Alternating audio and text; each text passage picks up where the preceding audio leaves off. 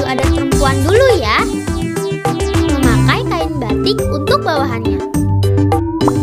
Lalu kenakan baju kebaya untuk atasannya. Kemudian memakai selendang sebagai kerudung. Terakhir memakai sendal selop. Sekarang untuk laki-lakinya nih guys. Memakai celana panjang warna hitam sebagai bawahannya. Kemudian memakai baju koko putih sebagai atasannya. Lalu memakai kain sarung yang diselampirkan di pundak. Setelah itu memakai peci untuk penutup kepalanya. Terakhir memakai sepatu selop untuk alas kakinya. Ini yang dinamakan pakaian adat dari Betawi. Assalamualaikum warahmatullahi wabarakatuh. Kembali lagi dengan saya Bu Ariska dalam pembelajaran bahasa Indonesia. Oke, hari ini kita akan memulai pembelajaran untuk kemarin, melanjutkan yang kemarin, yaitu teks debat pertemuan kedua. Sebelum kita mulai, marilah kita berdoa terlebih dahulu ya. Bismillahirrahmanirrahim.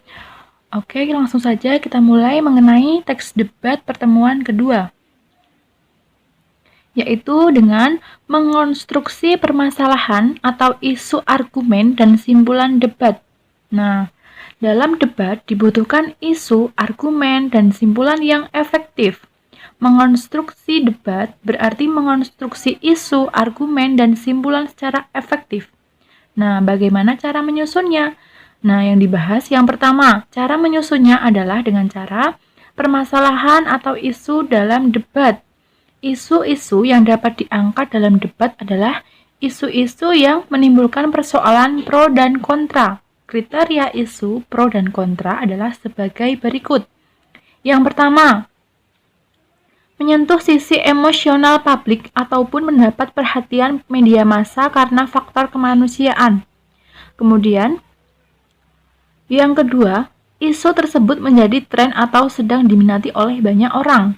Nah, dalam isu-isu tersebut, contoh yang bisa diangkat dalam permasalahan debat antara lain.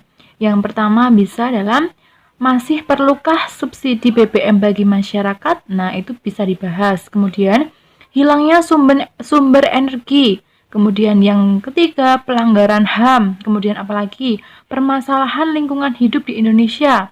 Kemudian, profesionalisme guru, perubahan sosial, narkoba di kalangan generasi muda. Nah, itu bisa dibahas dalam permasalahan isu dalam debat. Seperti itu ya. Kemudian, yang kedua, sudut pandang argumen dalam debat. Nah, setelah isu dirumuskan, sudut pandang atau argumen perlu disusun secara konkret, logis, dan dapat dipertanggungjawabkan keilmiahannya.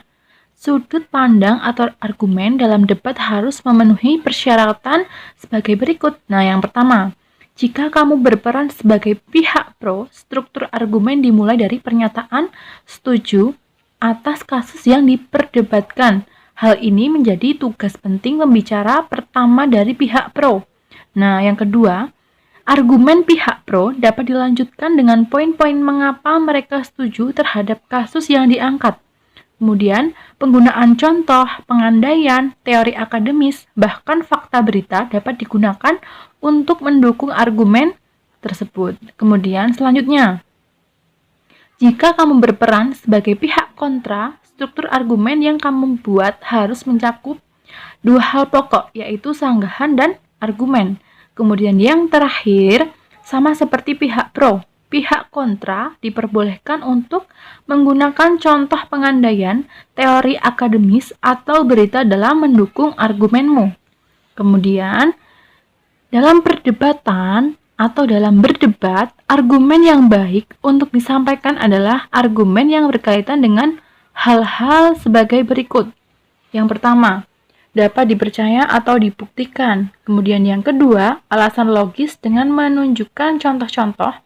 Yang ketiga, alasan logis dengan menunjukkan hubungan sebab akibat. Seperti itu ya.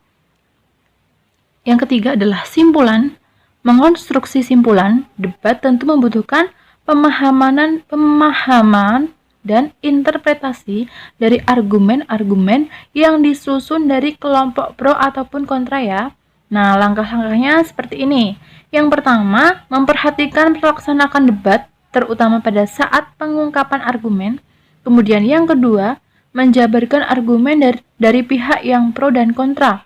Dan yang terakhir, menginterpretasi argumen dari pihak yang pro dan kontra secara objektif. Kemudian, dalam mengembangkan isi debat secara tertulis, kita ada beberapa langkah-langkahnya. Yang pertama, menelaah aturan debat yang akan diselenggarakan. Kemudian yang kedua, menyusun teks argumen sesuai waktu yang ditentukan. Yang ketiga, menentukan isi pokok teks. Yang keempat, menyusun teks argumen dengan alasan yang sesuai dan logis. Yang kelima, menghubungkan isi teks dengan tema yang dibahas. Dan yang keenam, menyampaikan isi teks sesuai dengan target waktu yang ditentukan. Seperti itu ya. Mungkin hanya itu dari Bu Ariska mengenai teks debat. Terima kasih perhatiannya. Jangan lupa presensi di kolom komentar ya.